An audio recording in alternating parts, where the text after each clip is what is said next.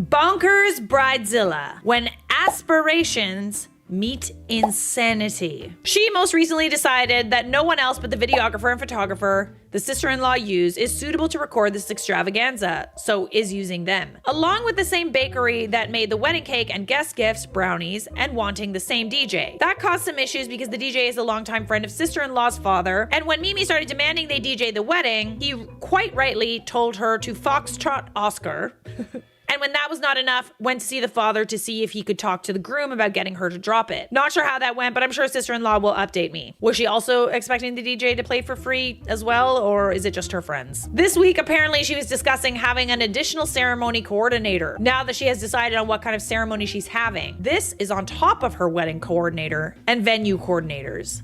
Lord almighty. She's also hiring a content creator so she can have more time to focus on herself during this emotional process. The amount of money being spent on this must be over the $100,000 mark. Probably more than that, honey. I'm telling you right now. My sister-in-law is not even sure if the groom has been asked about anything he wants, as Mimi vetoed who he could have as groomsmen, what they can wear, and even what he can do for his stag weekend. Oh, she sounds fun. The drama today was more of the same. Mimi needs everyone's focus to be on her and her wedding. Of course, in the middle of all this daily updating and time wasting on her own wedding plans, two other employees had the temerity to independently announce they're getting married to different people, not each other.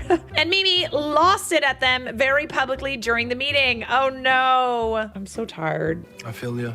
This is comical. This is funny. She's apparently putting in a formal complaint about their unprofessional behavior during a staff meeting and wanting them publicly disciplined. Shame.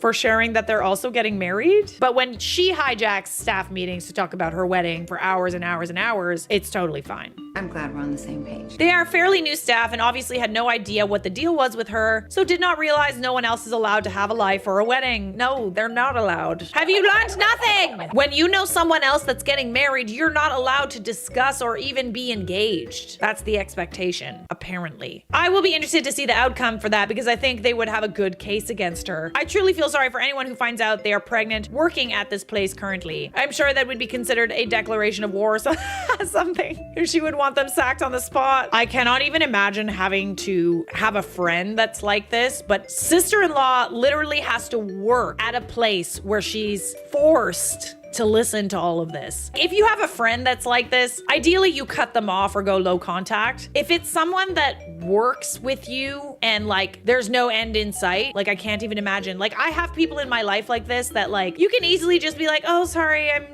busy, and you can kind of limit the time you spend with the small doses, right? Oh my lord.